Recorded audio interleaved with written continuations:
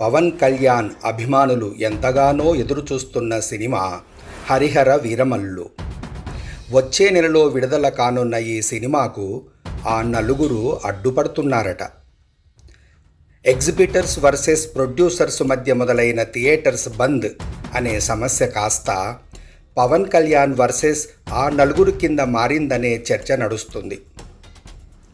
సొంతంగా కట్టుకున్నవి కొన్ని, లీజుకు తీసుకున్నవి కొన్ని, మొత్తంగా అత్యధిక థియేటర్స్ను సొంతం చేసుకున్న వీరు దానితో పాటే డిస్ట్రిబ్యూషన్ వ్యవస్థను గత కొన్నాళ్లుగా తమ గుప్పిట్లో పెట్టుకొని ఆధిపత్యాన్ని చెలాయిస్తున్నారని ఇండస్ట్రీ టాక్. ఇప్పుడు పవన్ కళ్యాణ్ సినిమా హరిహర వీరమల్లు విడుదలకు ముందు థియేటర్లు బంద్ చేయాలని ఒత్తిడి చేస్తున్నారనే స్టేట్మెంట్ డైరెక్ట్గా ఏపీ సినిమాటోగ్రఫీ మంత్రి నుంచి రావడంతో ఒక్కసారిగా పరిశ్రమ ఉలిక్కిపడింది. ఈ సందర్భంగా కనీస మర్యాద లేని తెలుగు చిత్ర పరిశ్రమ రిటర్న్ గిఫ్ట్ ఇచ్చినందుకు కృతజ్ఞతలన్న పవన్ కళ్యాణ్ మాటలు అందరినీ ఆలోచింపజేశాయి. అయితే ఈ పరిణామాలపై స్పందించిన నిర్మాత అల్లు అరవింద్ ఆ నలుగురిలో తాను లేనని, ఆ నలుగురు ఎప్పుడో 10 మంది అయ్యారని, తన చేతిలో తెలంగాణలో 1 థియేటర్, ఆంధ్రాలో లీజుకు తీసుకున్న ఓ 15 థియేటర్లు మాత్రమే ఉన్నాయని, ప్రభుత్వ సహకారం లేనిదే ఏ పరిశ్రమ అభివృద్ధి చెందదని మాట్లాడటం విశేషం.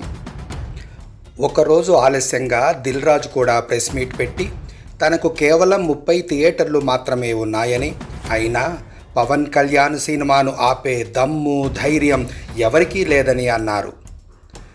దిల్ రాజు ప్రెస్ మీట్ సమయంలోనే మరో నిర్మాత బండ్ల గణేష్ ఆస్కార్ నటులు కమల్ హాసన్లు ఎక్కువైపోయారు, వీళ్ళ నటన చూడలేకపోతున్నానంటూ ట్వీట్ చేయడం జరిగింది.